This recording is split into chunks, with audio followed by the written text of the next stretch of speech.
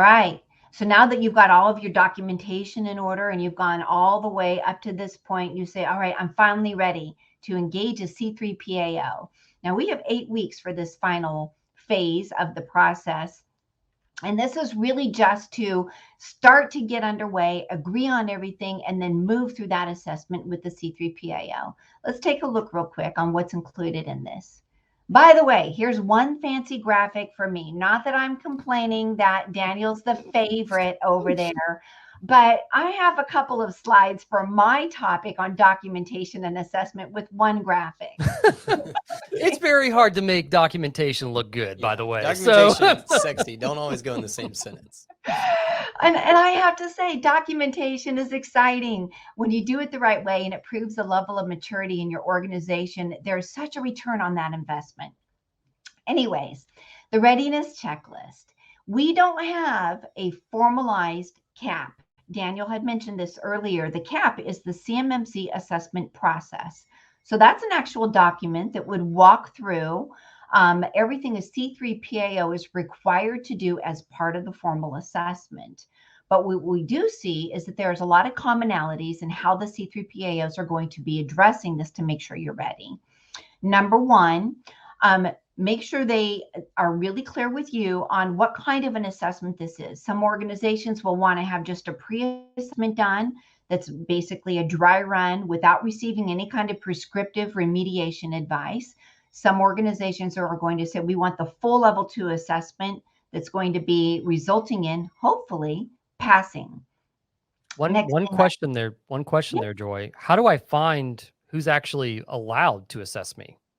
Oh, excellent question, Daniel. If you go to the CMMC Marketplace, that's on the cyberab.org website, click on Marketplace and then C3 PAO. And what you'll see there are the C3 PAOs that are now authorized to move forward and do assessments. Awesome. Thank you. Okay. There's a bunch that are in the pipeline, but not quite on the marketplace yet. Next, the C3 PAO will want to make sure that as you define the scope of the assessment, that you show some maturity in that. That's why we talked about the documentation leading up to this. You have to have that asset list. You have to have the actual infrastructure map, preferably a data flow diagram, really be able to defend that scope. The assessment initiation date. So you may want to really be careful with this because some C3 PAOs are booked pretty far in advance now already for those assessments. Right now, we're in the voluntary process that requires DIBCAC participation for joint surveillance.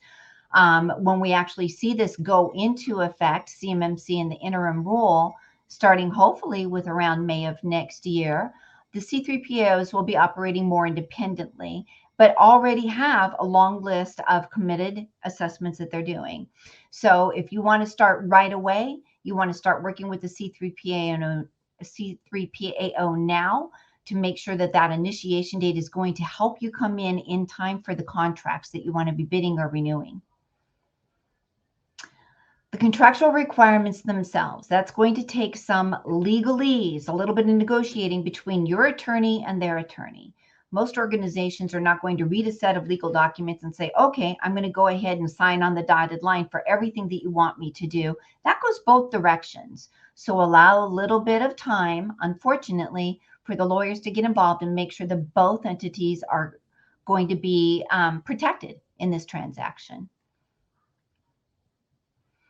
The previous assessment results. Now, not only is this a required practice under CMMC where you have to prove that you're doing periodic assessments of all of the controls, but the C3 PAO will likely want to see the results of your most recent assessment and what kind of evidence you reviewed in validating that you were actually ready.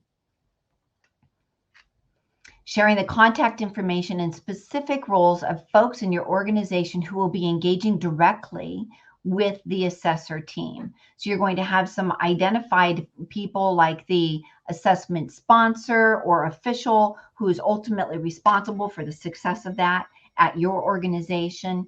And then a point of contact who's going to be making sure that all of the paperwork that's required and the scheduling of things, the facility being available at certain times, conference rooms, individual people who might want to be offering themselves for demonstrating something or being interviewed. All of that has to come together. So the point of contact is a really important role to have identified and ready to go.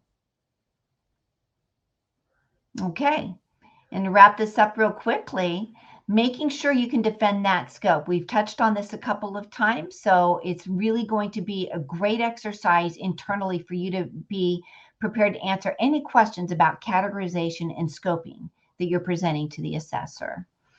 If you're using that managed service provider to augment your staff, are their roles clearly defined, not only with that shared responsibility matrix, and we showed a little print screen of that as an example, but you'd better have that in your master service agreement with that MSP or managed security service provider, clearly showing that they are accountable within a time frame on a contract to be performing those capabilities on your behalf.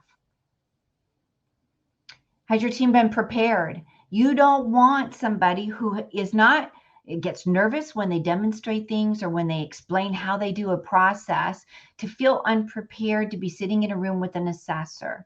You want them to be so comfortable with navigating the screens for how they do what they do on their laptop as they're demonstrating it, or walking through a process that they follow day in, day out, that they really feel prepared and ready for that interview process.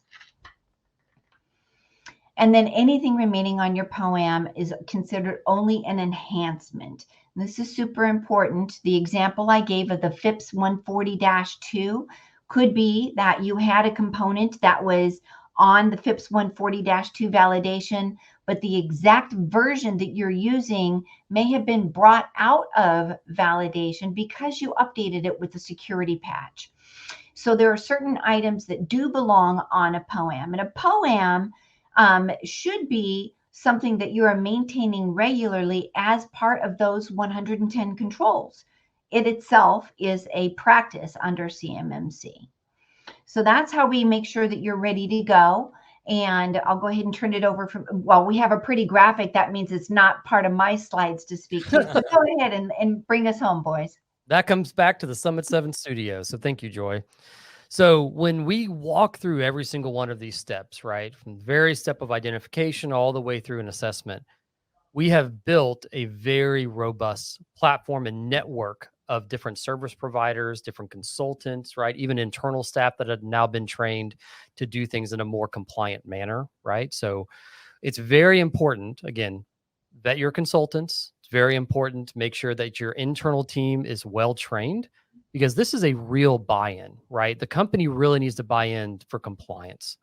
And it's not just for the sake of being compliant, right? The goal here is to protect the warfighter, right? If you have sensitive information that a foreign actor gets access to, we want to make sure that doesn't happen, right? We don't want to have any kind of incident, if you will, or spillage, right? We're now putting in jeopardy the warfighter serving us on the front line, right? This is not, again, compliance for the sake of compliance. It's compliance to be able to protect this nation's security.